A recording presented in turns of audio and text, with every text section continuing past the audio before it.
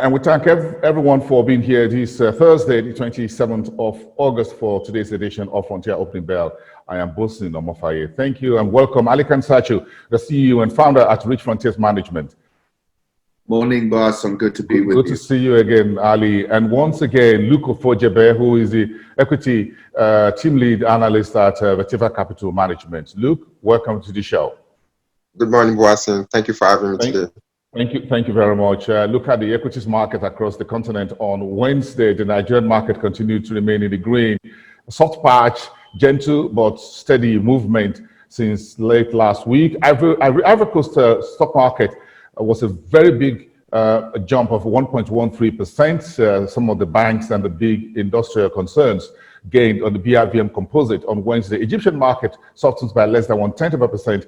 Kenya market roared 1.01%, and the South Africa's GSE is 0.82% in the green. So also a very largely positive day for a number of frontier equities exchanges on the African continent. Look at Kenya. The big story was the country president's State of the Nation address, extend the virus lockdown. Bars and clubs are closed. Alcohol is still available if you want to buy. Meantime, earnings are also coming through from the East African largest economy. In Uganda, CIPLA announces 4.6 billion Uganda shillings purchase of acute chemicals.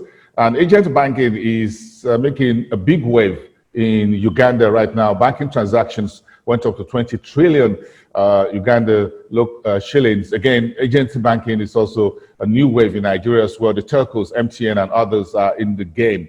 Rwanda is working on something very new, a law dedicated to grow the country's startups. A number of African countries need to go this route. But let's get a word out of Ali Kansachu right now about his thoughts about what President Kenyatta says yesterday. But quickly, Ayode Jebo, the CEO at Afrinvest Securities, joining us also on the program. Morning, Ayo. Good morning. Thanks for having me. Thank you. So let's listen to President Ali speak to us on this, President Kenyatta. Half the enjoyment of listening to the president is the commentary that accompanies it on social media. It's very, very lively and witty. And these presidential speeches are always anticipated because people feel that they've been in quarantine, they've been able to go out, and they think it's party time, and he always damps down, those party thoughts.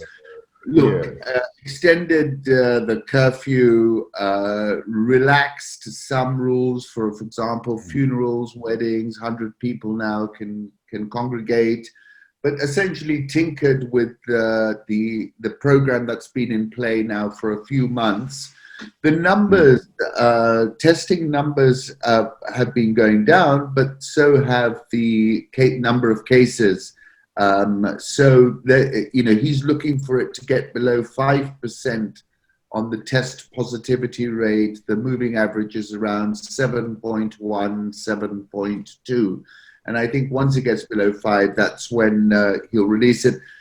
There were a number of other announcements going on. The cabinet secretary at the Treasury was bullish and came out with comments saying that he thinks we're past the worst.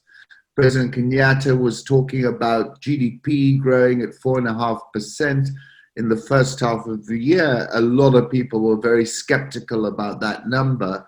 But overall, I think this was a PR exercise to sort of gee everybody up and get people pointing at a more positive look on the economy.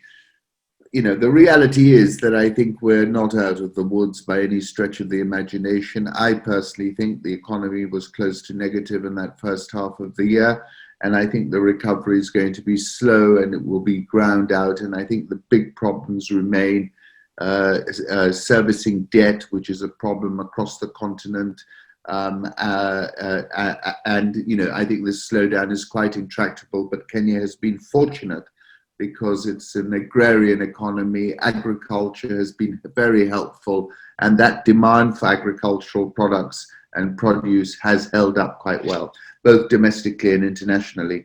We've had a whole bunch of earnings, including the Nairobi Stock Exchange itself, which reported very strong earnings, up 100% on a big cut in expenses. Two big banks, tier one banks, I&M Bank and NCBA, which was a merger between NIC and CBA, both came out with results. Interesting about I&M was they're the only bank I've seen which did not increase loan loss provisions. So there's some miracle being wrought over there that we should find out more about. NCBA in line with expectations. Touch on your agent banking story in Uganda. Look, this whole acceleration towards agent banking and digital banking. I also saw yesterday World Remit buying out Sendwave, which is a mobile money digital business. So there's a huge demand in that fintech, digital agency banking area. And I think this just speaks to that. Finally, Rwanda startup, these guys build the platform and they build it well, they build it right. And this is another example of them being ahead of the curve. And, I'm sure they'll build a robust platform. And just from a level playing field idea, it will be very attractive, notwithstanding the fact that the Rwanda market isn't as big as Nigeria or Kenya. It is their ability to build a platform. Ali, a quick one here. The new chairman of the Nairobi Securities Exchange took office yesterday. There was a change of baton. Yes, Kiprono Kitoni, ex-head of the Kenya National Chamber, entrepreneur in the media space, chairman of Radio Africa, in various mobile businesses. So this is a businessman, entrepreneur, coming to the stock exchange. He made a very bullish speech yesterday about people coming to the stock exchange. Look, he's a very dynamic fellow, and I think right now the stock exchange needs a bit of dynamism in order to get back on track. Interesting. Thank you so much, Ali. Let's get back to you. We'll talk to the Nigerian markets very quickly. The Nigerian president is talking about a new 3-year economic plan. We've had a whole lot of plans, but this yesterday caught my attention as well, what the president wants to talk about. Of course, his administration current tenure expires in the next 3 years, 2023. This month, he celebrates the first anniversary of his cabinet when he was re-elected a year ago. Meantime, the central bank multi-billion naira treasuries, which was sold on Wednesday, is caught everyone's attention in terms of the yield and the allotment. A small cap insurer, Cornerstone, the shares went down nearly 10% yesterday on the earnings forecast by this insurer for the end of the year 2020. And additionally, the president of the EFDB got a presidential applause yesterday from Ivorian President Alassane Ouattara as the opening sessions of their annual meetings for 2020 opens virtually. Meantime, there are a raft of fraudulent financial schemes popping up in Nigeria, in Kenya, in South Africa. Some folks are even trying to use the JSE to commit fraud. Look, let's speak with you very quickly on the market here, on the equity side. Thank you, Boasen. So for some time now, we've been seeing sustained uptrend in the Nigerian equity market, and that's not surprising to us. Some people actually expected the market to trend downwards after the National Bureau of Statistics released GDP data for the second quarter of the year. But this set of people should understand that when the COVID-19 pandemic hit the Nigerian economy, we saw significant sell-offs in the equity market. We saw a number of stocks losing as much as 20 to 40%. And currently, year to date, we still have a number of them still at 2 digits year to date loss. So the bulk of the impact of the COVID-19 on a number of companies have already been factored in. And that's why we are not seeing that negative sentiment currently in the equity market. So we still expect some investors to cherry pick in some stocks that are still trading at very attractive prices, especially in the consumer goods space, because that was the sector that was affected the most when we started seeing the sell-offs in the month of March and April. So going forward, we might just continue to see sustained cherry picking, but it might not be that significant anyway, because if you notice, the growth in the ASI has been kind of sluggish, but then it's positive. So what about the insurance, folks? It looks like almost on a daily basis, news from the insurance sector, the number of days it goes up in terms of the listed companies. Just like yesterday, the insurance sector was up about 1% yesterday. So for the insurance sector, at the moment here in Nigeria, we don't have a number of analysts covering the sector because they believe for a number of those stocks, they don't consider them to return sustainable value in the long run, because they believe that the entire value chain for the insurance sector has not been fully harnessed by a number of these players in the industry. So most of the time, what you see going on in the equity market is more of speculative trading, investors taking positions in a number of insurance stocks, trading at very low levels, and when they see significant gains, they begin to sell. So you see that undulating trend in insurance sector. So it's not something that is quite surprising to us at the moment. Great. Adedeji is the man I often speak with when it comes to the fixed income markets. He tweets all the NTBs, the DMO as soon as they happen. Sometimes I wonder he's on top of all of this. But again, he's the CEO at Afrinvest Securities. Adedeji, bring us up to speed on yesterday's NTB. Some of the rates just about 90 days, about 1% or so. Okay, thanks. Firstly, we saw there was a bit of a change to the dynamic of the market yesterday. We saw investors were more bullish, and when you check even the offer, the amount total subscription was lower than the amount that even government planned to government offered. The total subscription was around 134 billion, while compared to the total offer about 145 billion. And at the end of the auction, about 121 billion were worth of T-bills were allotted.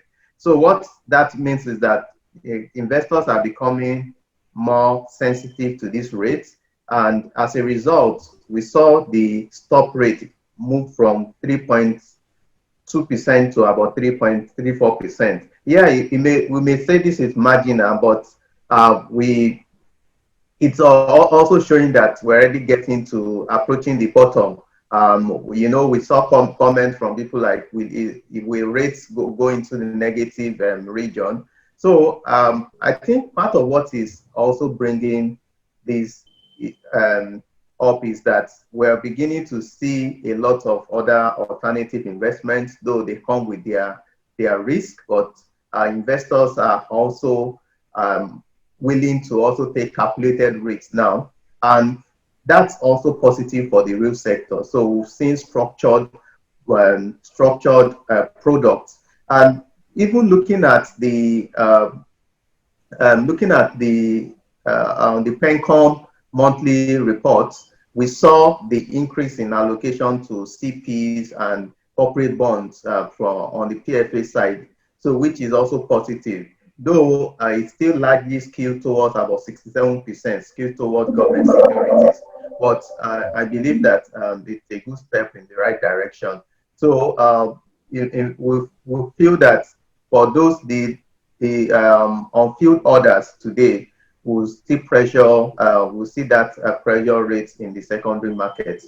But at least there will be a bit of caution, and the desperation to get orders filled would also be minimized with what we saw. The medium-term instruments, that was significant increase from 1.4% to 1.8%. That's for the 182-day instrument. So which shows that investors are also being bold enough to quote a higher rate, and they are not just willing to settle with whatever the DMO or the CBN gives to them. Interesting. South Africa's inflation was the big story yesterday. 3.2% was what July Statistics Office posted, from 2.2% in July. South Africa's corporate world is still there with earnings season, so not just in East Africa, but also there. But inflation data is out, was out yesterday, 3.2. Food inflation, of course, contributed to that. It is a similar story across a few other regions. AngloGold, of course, got the go-ahead from the Mining Industry Authority to sell about $300 million of assets to Harmony Gold, but the caveat is there will be no exit from the GSE. In Zimbabwe, Rio Tinto says demand for rough diamonds coming back as we see diamond sales slump significantly in the first half of 2020. Zambia is still reeling from one issue to the other. Now the government wants a larger control of Glencore's copper mines. That's one big story there.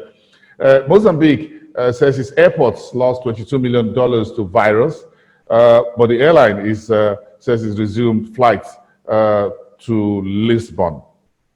Ali? Yes. So let me start with that inflation print, which was significantly higher than most people would have expected, 3.2%, which speaks to the fact that the central bank, probably the SARB now, has run out of road in terms of rate cuts. I mean, there have been very, very dramatic rate cuts in South Africa. In fact, if you look at the emerging market spectrum, the SARB has cut the most aggressively of all the emerging market central banks. And I think they've now got a potential problem here in the sense that inflation could run much hotter than they maybe predicted in their models. AngloGold divesting $300 million of assets to Harmony Gold. You know, we're going to see a lot more M&A activity in the precious metals space because of the price ramp that we've seen this year. And also the cash flows for these businesses are so much better when you look at them. Balance sheets are being repaired. It's these businesses are typically throwing off cash. Rio Tinto Zimbabwe talking up the diamond market. I saw that they've slashed rough diamond prices in order to encourage a rebound. As we discussed a few weeks ago, diamond demand really fell off a cliff during this virus and pandemic, and they're trying to obviously rejig that supply-demand equation. Zambia just can't catch a break, can it? I mean, we had the central bank governor fired, summarily dismissed by President Lungu last weekend. We had the IMF complain about that. We had Tito Mboweni complain about that. And we've got less than $1 billion of foreign exchange reserves. We need to restructure the debt. And now Zambia's having a go at Glencore. Glencore, this mine is quite interesting, Mapani. It's been in the crosshairs for a while. When copper prices slumped very, very dramatically, Glencore mothballed this mine, and the Zambian authorities were very unhappy with that. And then Glencore stepped back and put it back online. So this particular mine has been at issue for quite a while. I found it interesting that President Lungu's fighting battles on simply all fronts, in all directions. He's throwing punches and he's throwing one at Glencore. Finally, Mozambique, most airports in Africa have suffered very badly. Globally, in fact, duty-free is down to zero in most airports worldwide. Air traffic slumped, so you're not getting the fees. $22 million seems to me a reasonable number in the context of what we saw. Their main lifeline, of course, because it was a Portuguese colony, is Lisbon. And the very fact that they're putting flights back onto Lisbon speaks to a normalization, I think, for the second half. Interesting. One story that we're seeing across jurisdictions is a spike in fraudulent, unregulated financial services. Nigeria's Investment Promotion Commission yesterday issued a statement. They put it on their Twitter handle that some folks are using the name of the organization. The GSE issued a similar statement yesterday warning people to beware. What is bringing this pandemic of Ponzi schemes back or into a strong level right now? Luke, what's your thought? Typically, we see like a surge in Ponzi schemes when the economy of a nation is quickly not doing well. And we saw something similar to this in 2016 when we saw the likes of MMM in Nigeria. If you could recall, that was when Nigeria slipped into recession due to the crash in oil prices. And now that we are seeing a number of economics underperforming in Africa, I mean, people will look for different ways to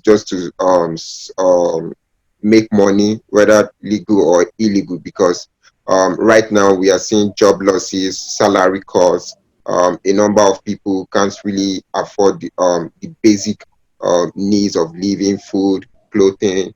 So a number of them might just want to fall back to Ponzi schemes, and that's why you start seeing a rising number of Ponzi schemes in Nigeria and in some other African countries. It's just a reflection of the situation of the economies in these countries. So if we start seeing like recoveries in the economy, we start seeing like increase in employment, some people could be dissuaded from going into these Ponzi schemes and just focus more on the legal means of making money. That's my thoughts on that. Ali, what's your take on this? Is there being reported in Kenya as well? Yes, so the Capital Markets Authority similarly issued a warning over the weekend about these schemes. I think, just as Luke was saying, in such an environment, the attraction of a get-rich-quick scheme is always there. Unfortunately, many of our investors are not able to understand that when someone promises you miraculous returns, it's typically they're not able to deliver it. I think this is a phenomenon we're seeing in many parts of the world as well. I was listening to some of the commentators on Robinhood who are trading their TikTok investors, another thing. And I think we're in a very strange situation where people have lost touch a little bit with reality. And, you know, they've seen some incredible returns in some places and think that this is the norm. It isn't. When someone's promising you huge returns, typically it is nonsense. Ayodeji, yes, it can just go on fire, isn't it? Yes, definitely. That still speaks of investor education. And so there should be a red flag once you begin to see some profit beyond the normal. So I believe that most investors, there still need to be a lot of investor education, especially investment in equities. So sometimes investors may get carried away if market is looking up for a short time or for a long time and believe that is one-sided and believe that that's always the trend. And so once the direction changes, you hear a lot of excuse me, you hear a lot of bitter stories of them losing their funds. But apparently, if they have done their due diligence, and they would have also understood that it's good to understand fundamentals before just investing, and also equity investment is also a long play. Interesting. Yesterday, when I saw the tweet from the GSE, you know, if schemers would use the GSE as a bait to do a financial misconduct, that's as bold as it can get in terms of, look, if you hear the GSE is doing an offering, or you want to go for it, you don't ask any question any further. So it looks like these bad guys are getting bolder by the day. They're using the name of Nigeria Investment Promotion Council. That's a big government agency into investment. And if you hear anything is going on there, folks want to get in. Talk about investors' education, but we need to be on the lookout. Let's look out for the North African market, shall we? Finally on the show this Thursday. Algeria inflation up 2.2% in July. Food prices up, meat, eggs. Again, things are very tight in this North African country because oil and gas revenue are gone with the pandemic period. Afrexim reported Africa spent $90 billion on food imports last year, despite the continent having about 60% of the total arable land on the planet Earth. So the trade finance institution threw 400 million into the facility to connect African farmers to market, part of ramping up agri production on the continent, reduce FX imports. And of course, the Africa Bankers Award, virtually held yesterday. Afrexim wins the deal of the year, $1 billion funding syndicated loan for Nigeria's Bank of Industry. Ali, you want to speak to the Algeria inflation, and again, importantly, $90 billion for food imports. Yeah, so I think the big story is that $90 billion number. I mean, that's money that's going off the continent.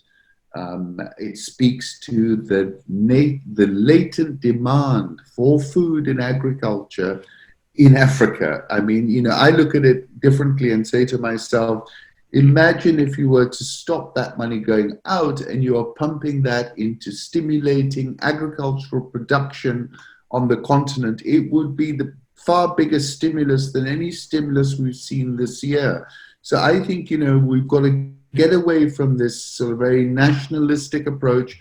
We've got to look at it as Africans, and there is a heck of an opportunity in this space where we can really effect and stimulate the agricultural side of this economy. This was Dr. Adesina's big thing as well. He was the Minister of Agriculture. He stimulated your agriculture very effectively. And I think this is something that Benedict Oromo should be saying to Dr. Adesina, get your focus on this space again. This is low-hanging fruit, as it were. Algeria, 2.2% food inflation. Looks quite benign for now, but we've got to keep an eye on it. Algeria is a net importer of food like Egypt and some other Maghreb countries. But so far, the actual food price curve has remained pretty well behaved. Yes. Ayo, what's your thought on this food import bill in Africa? $90 billion US. Yeah, it's really worrisome, and it's like we're just creating jobs for the developed and developed economies, and we are the one at the receiving end. So it's simply for the continent to look inwards on strategies. The demand is there. So what can we do in terms of improving our seedlings, so that when we look at it based on the harvest per hectare, productivity per hectare, with an improvement, and it's going to really solve a lot of problems, because once you are able to create employment, then you need to reduce insecurity. There will be a lot of investments that would also come into the country as a result of that. So there needs to be a more deliberate effort around that. Now that the AFTA would also kick off maybe anytime next year, we need to, if we can, at least based on comparative advantage that each country will have, we should also see how we want to focus on that, so that we can grow the continent significantly. Thank you. Luke, you got the 30 seconds thoughts on this as well? Yes. So for far too long, the African region has been focusing on raw agriculture. So we just produce the raw materials and we export them to advanced countries, only for us to import the processed goods back into the country. So I think it's high time for the region to start focusing on processed agriculture. And that's what a number of countries in North Africa have been doing for some time. And over the past few years, we've seen it playing out positively for them, especially in Egypt. So I think it's high time a number of countries, especially countries in sub-Saharan Africa. It's time for them to start focusing more on processed agriculture. Like Ayodeji said, the demand is already there. It's just for us to import the right machinery and start refining these raw materials in the country. And that can, in a way, help to boost employment in the region. Thank you. Thank you very much, three of you. We appreciate your time. I'll finish that all up today on agro-industrialization. Thank you so much, Alikan Sachu, for Rich Frontiers Management. Ayodeji Ebo, thank you from Securities, from Afrinvest Securities, and of course, Luke Ofojebe at Vertivo Capital. See you again tomorrow. Thank you very much, and have a great day, everyone.